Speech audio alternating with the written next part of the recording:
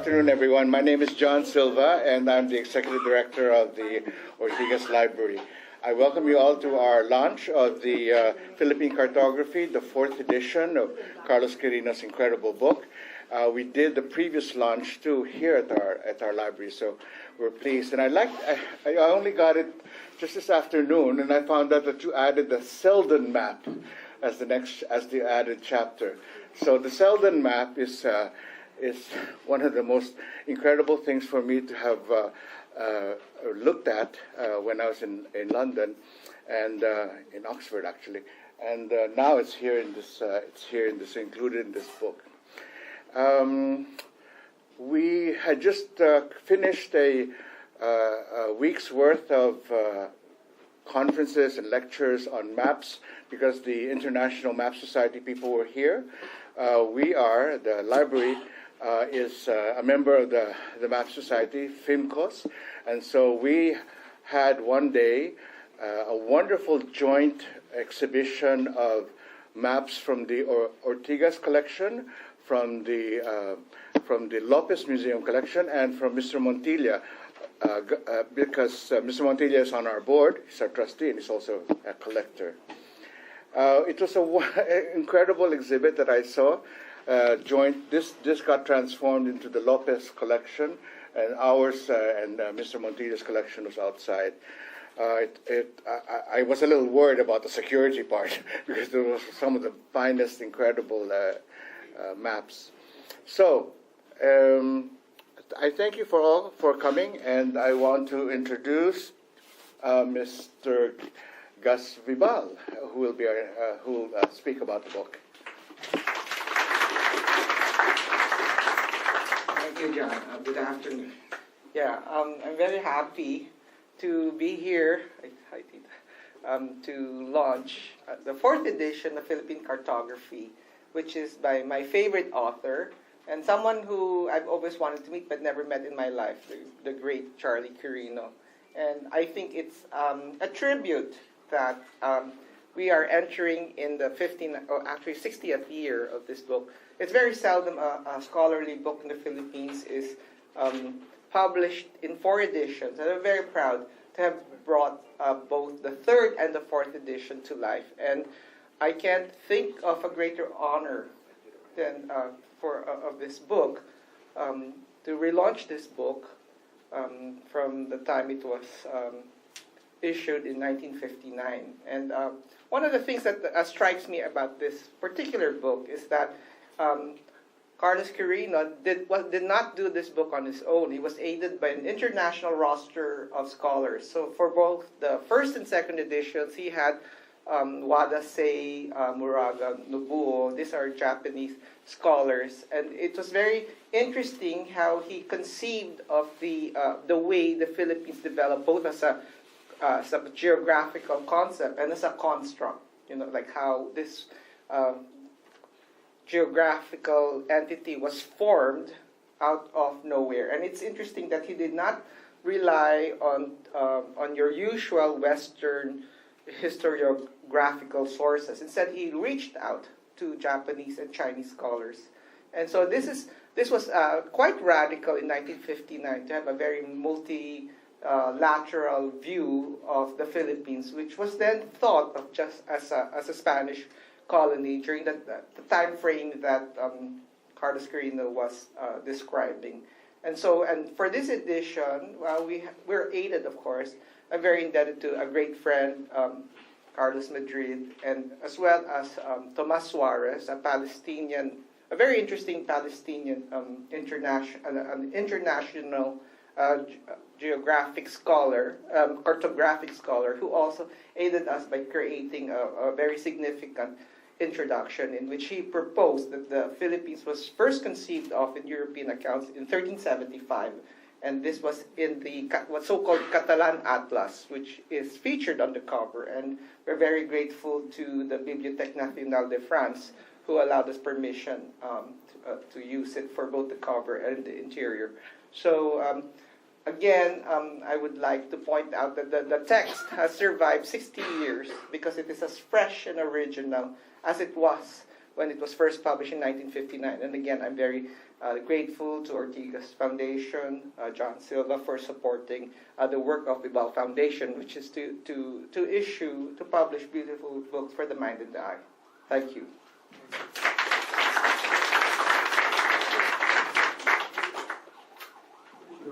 Allow me first to express our gratitude, of course, to Ortigas Foundation Library, most especially to the Executive Director, Mr. John Silva. Thank you very much for you. All right. So, to give us a glimpse of the Philippine Cartography 4th edition, let us call on the Executive Director of Instituto Cervantes and the editor himself, Mr. Dr. Carlos Madrid.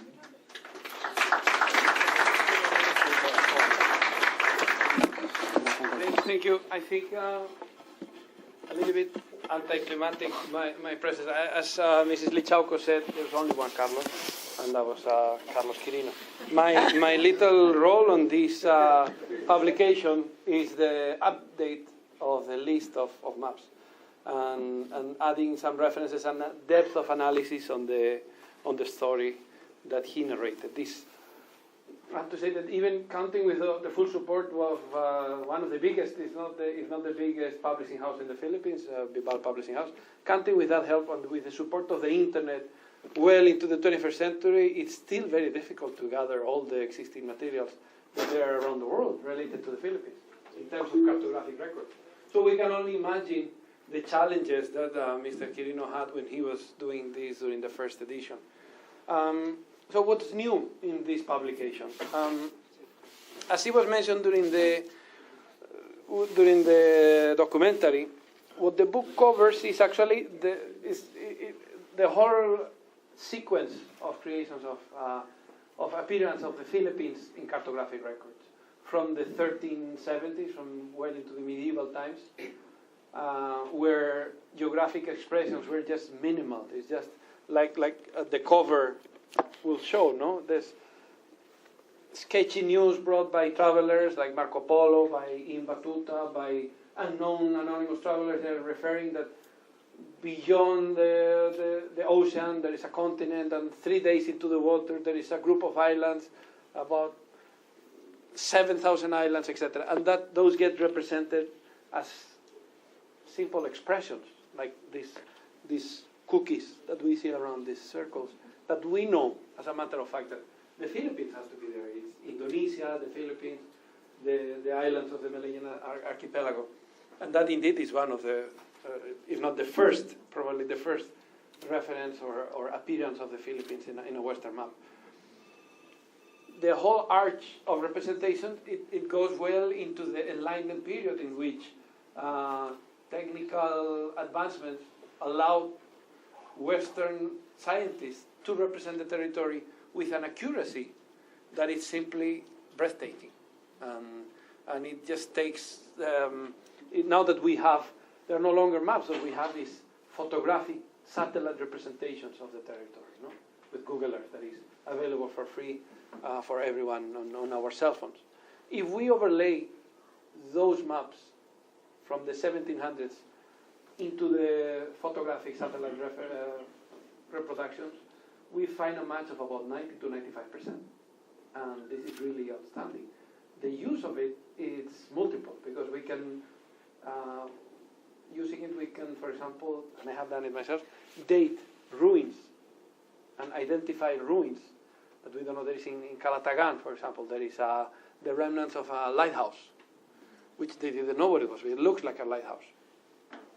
If you use the corresponding map of the territory, and the Spanish administrators conducted through the Comisión Hidrográfica de Filipinas a careful, very thorough survey of the whole territory, if we match it with the corresponding map, what we see is it says Atalaya or lighthouse.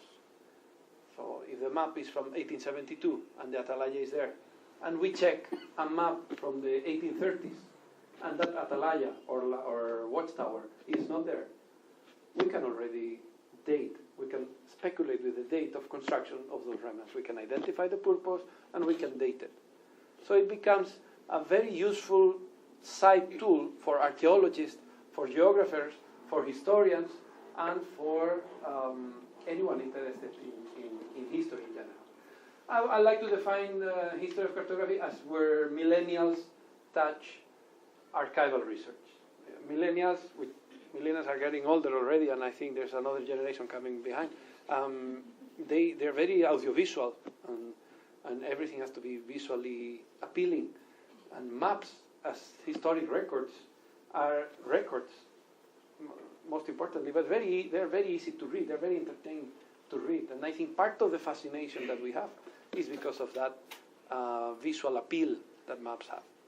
I was describing how the Philippine Cartography book of Carlos Quirino covers the whole history of cartography, because after the period of Enlightenment and in the 1800s, when, as I was mentioning, the most accurate representation of the territory was sought after, we go into a later period in which, as the Industrial Revolution evolves and there massive printing and overabundance of printing materials, it's not so relevant to have the faithful representation of the territory printed, because that's done, that's common, that's widespread already. And I'm talking of from the 1860s or the 1840s onwards.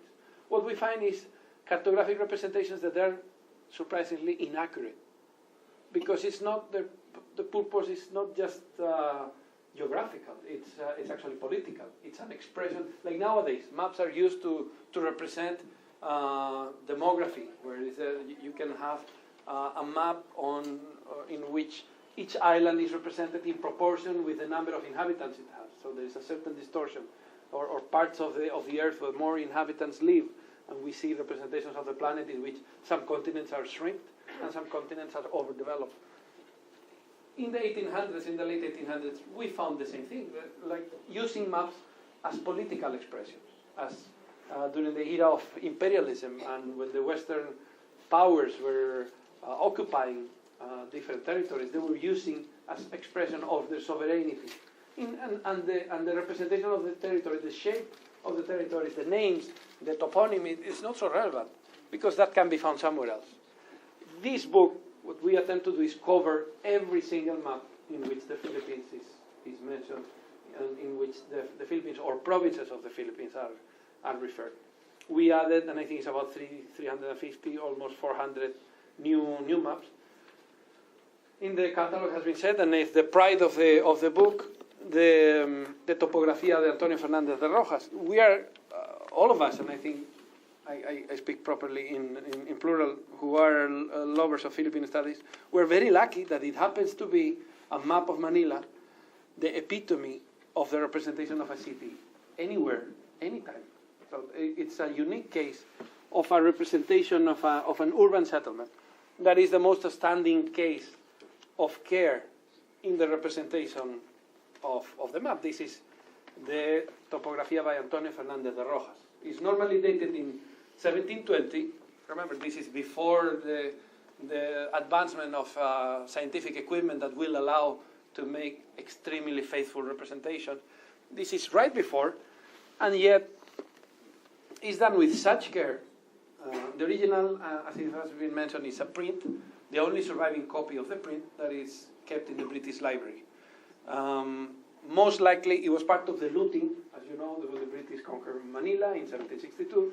They ransacked Manila for about 3 days. And we know because there are handwritten English words here and here, cannons and the bridge where the British enter Intramuros. This is Intramuros, by the way, the Pasig River, Manila Bay. This will be the island Convalescencia, Malacañán will be here, Santa Cruz, Binondo, San Nicolás, etc. It was probably part of the looting. It was a print, I need to say, it's not a manuscript map, and yet it's the only surviving copy, which makes it very, very a unique case. And the fact that it had never been reproduced in high resolution made for us a challenge and an opportunity. We were very lucky to count with the support of the British Library, who agreed for a reasonable fee, but they agreed and very generously. And we're really thankful. We're actually lucky to have invited by Instituto Cervantes in May Tom Harper, the chief curator of the British Library cartographic records. And they agreed on allowing us to reproduce it in high resolution. There was in earlier attempts, before the times of xerographic reproductions, in the 80s, when Spanish ambassador Pedro Ortiz Armengol commissioned his own son to do a handwriting reproduction. You can see a sample right outside here in color at the back of the counter when we exit here on the right. But the original one had never been reproduced in detail. So it's, from the point of view of publishing, it's a challenge. There is an inside pocket. It has been difficult, I know, and Mr. Vibal has made no reference to that, but it's quite difficult to do these things nowadays in publications. You don't see it that often. And at the back, what we did is we added some vignettes highlighting in super high resolution some of the areas that make it more relevant. The location of the bakery in Intramuros, that seems like a casual location, but in fact it was one of the most politically significant parts for the territory in the 1700s, because remember, the Spanish administration in the Philippines was based in the articulation of two concepts. One is religion, and the other one is the law, and both were equally important. For religion, in the Christian setting, for Catholics, it's instrumental to have hosts, and hosts need wheat, and they eat wheat and wine. It has to be brought regularly. Without wine and without trigo, no? You don't have masses. You don't have colonization if you don't have this. So the bakery, the location of the bakery has been disputed by archaeologists before.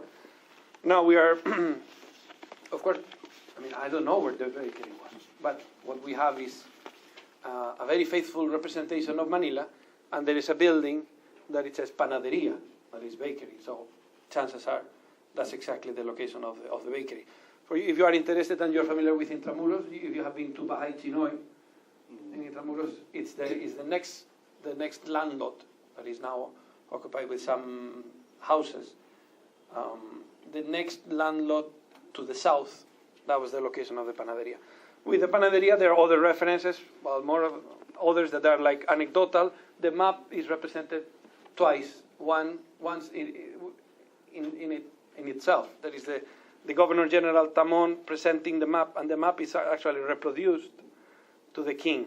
There is also a reproduction of the San Juan de Dios Hospital, and for those that are interested on how the city evolved, there is if you're familiar with San Agustin Church and Barbara's and Casa Manila, there's now a museum. There is a small street called Urdaneta Street, very picturesque, small and one side only. That must have been constructed after 1720s, because there is a set of houses that street is not existing in 1720s. And yet in the 1870s, and we have a beautiful sample thanks to Ortiga's foundation here at the back, we see that street is already existing. So we can speculate on the construction of the house and how the urban settlement of Manila evolved. This is only one of the samples. The other one will be the already mentioned Romero Echandia map, that we are proposing a new name for it. It has been misnamed due to a typo ever since it was initially made. And we added 3 more chapters. One is on the Selden map that has been mentioned by Mr. John Silva, a most fascinating map that has surfaced in the last 10 years. It's being speculated that could have been made in Manila. It could have been made in the Dutch settlement of Batavia, contemporary Jakarta. It's a trade route map from the Western point of view. It's Western science applied for local purposes. The other, we speculate on who made it, and we somehow facilitate knowledge of this map to contemporary readers. The other chapter that has been added is about the Comisión Hidrográfica de Filipinas. Is this commission that in the 1800s, this is an expression of a map in which it's made for political reasons, not for geographical reasons.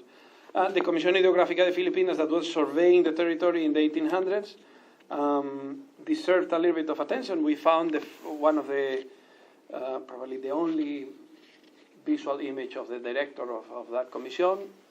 It was run by Spanish officers, but the employees, the workers were all Filipino, either officers, soldiers, or workers assigned to the commission. This is Admiral Claudio Montero. And turns out that Claudio Montero brought with himself a huge collection of shells which we didn't know about. And they happen to be in a remote village in northern Spain, in Galicia, in a small museum. And there are about like 3,000 shells from different parts of the territory. There are now contacts with a scholar from UP and this little museum in Galicia, where the Montero family currently, where the Claudio Montero was and the descendants still living. And we're hoping to get further studies on that collection.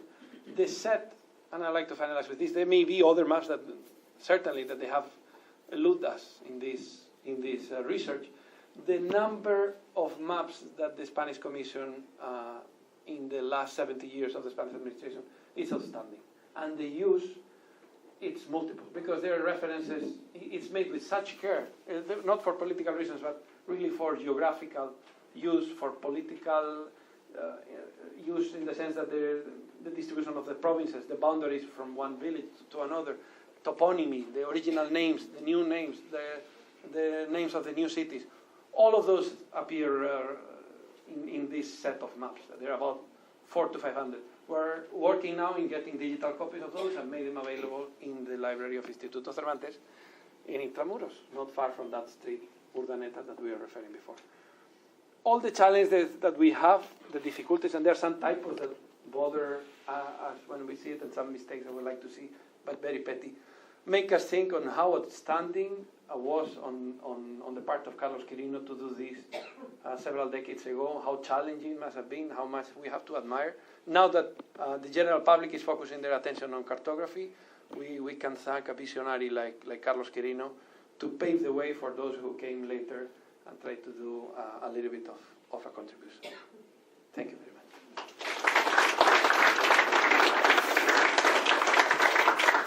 Thank you very much for giving us a brief walkthrough, Dr. Madrid. Now, of course, this event will not be complete without recognizing the presence of the family members of the Quirino family. Of course, we have Ms. Denden and Mr. Quirino over here. And, of course, to give us a few words on behalf of the Quirino family, I would like to call on the daughter of the late Carlos Quirino, Ms. Denden Quirino.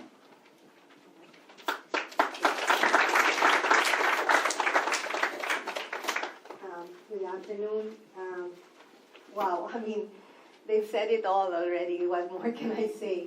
The film was a beautiful tribute, and to our father's legacy, his work, his life, and he would have been so happy to see that, almost 60 years after the publication of Philippine Cartography, the first edition, that now, my gosh, there's even a Philippine Map Society of Map Collectors that are members of the International Society of Map Collectors, and there's this growing interest even among the younger generation, which is what he really wrote all those books of Philippine history for, so that the next generations would benefit and, all the more give them a feeling of a pride of nationalism, and to know that they are Filipinos and that this country is theirs, so therefore they have an obligation, in a way, to make the most of this, of themselves, and to make the country proud, to make them proud of their country, and even among other people from abroad, And I just want to say, first of all, that our family will always be grateful to Mr. Gas Vibal and the Vibal Foundation for having revived and enhanced this book among several other books that they have published or reprinted over the past years. We also owe a debt of gratitude to Dr. Carlos Madrid, who has done an outstanding job and scholarly job for his invaluable research and contribution to add many more maps and several essays, as well as editing the 4th edition of this book. To my brother Richie, who has always coordinated with the Vibal Foundation, also we owe thanks to him, and to Mr. John Silva and the Ortigas Foundation for giving us this venue to hold this second book launch of the Philippine Cartography.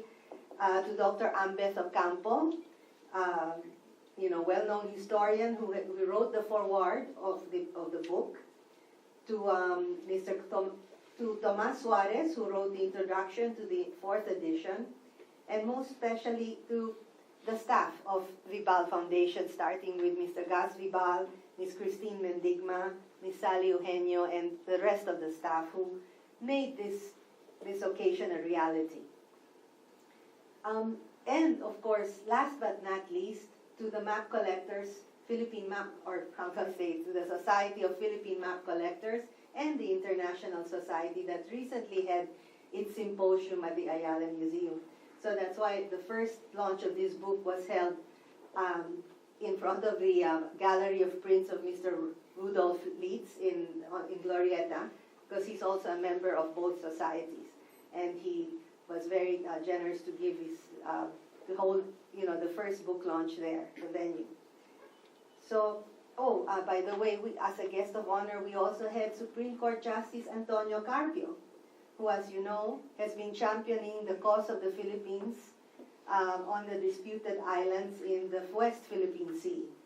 And in closing, I would just like to add that maps play an important role in the nation's history, geography, and heritage. More so now for the Philippines in its current dispute with China over the Spratly and Scarborough Shoal Islands in the West Philippine Sea. When in 2016, former Philippine Secretary of Foreign Affairs Albert Del Rosario and Associate Justice of the Supreme Court Antonio Carpio and others in their team argued and won our case in the International Court of Arbitration for the Law of the Seas in The Hague, the Netherlands, part of their evidence was their presentation of the Murillo Velarde map and other maps in my father's or Philippine history book that helped them win their case. And so we should never give up our sovereignty and our patrimony, and we should continue to fight for what is rightfully ours. Mabuhay ang Pilipinas and mabuhay ang Pilipino. Thank you.